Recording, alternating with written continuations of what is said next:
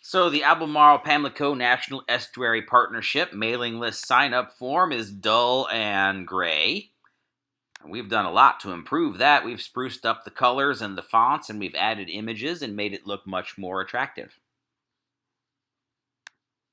But the Estuary Partnership's mailing list has another shortcoming.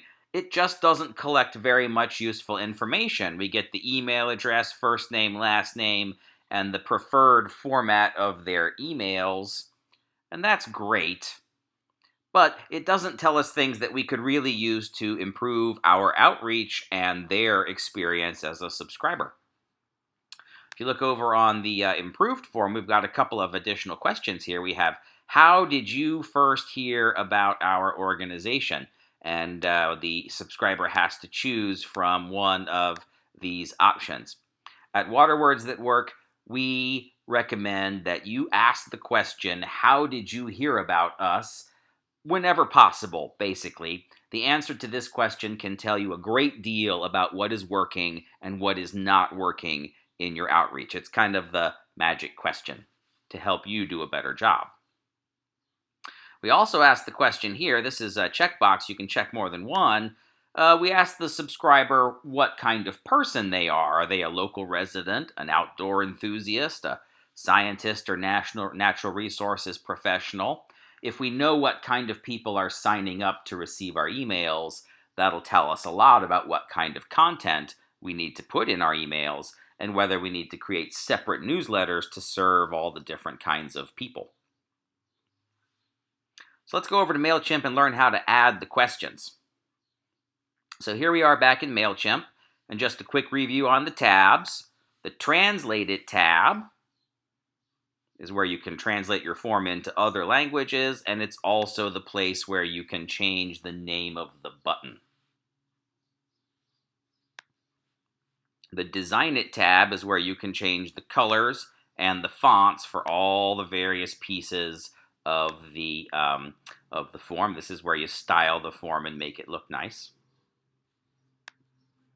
The Build It tab is where you add images and text and add questions.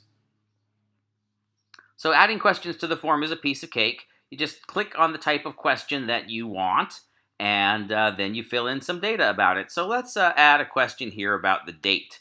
I push that button labeled date, and now I have a new field called date. Oh, and I can't seem to change the name of that field in the form because that's where I do it over here. Field settings. Untitled. Title. Let's give it a title here. What is your birthday? And I'm going to save that. And now I see what is your birthday, and they have to add the question in that format. Let's go back to add a field, and let's do, actually this one's called birthday. They have a date and a birthday form. Let's add the address. You click that right there, and now we are collecting their full address.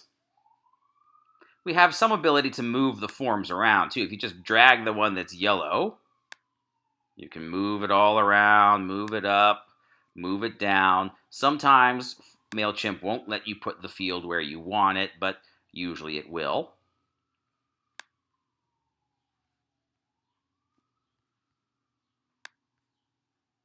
So now I got the first name and last name back where they are. If we decide that we don't want their birthday, we just press the minus button and we'll delete it.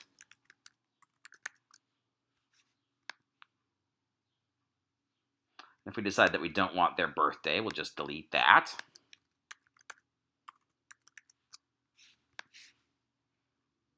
So now let's think about those two questions that we do want. The first is, how did you first hear about our organization? I'm just going to copy that text for my convenience. I can only answer one of these. That's a radio button question.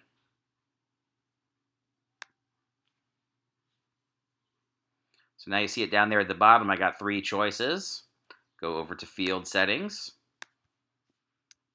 How did you first hear about our organization? Save. That's looking good.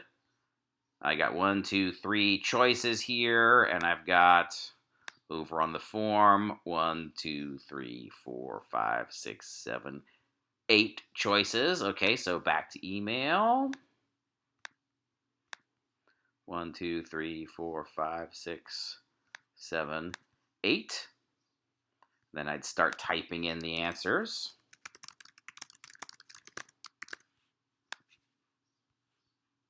I'm going to save that. You get the idea. Now I've got that question. And then the other question is, I am a, check all that apply. I'm going to copyright that. Go back over to the form, add a field, check boxes. Now that appears in the form. Field label is how did you hear about us? And then we've got all of our various options. That's how you go about adding questions to your form.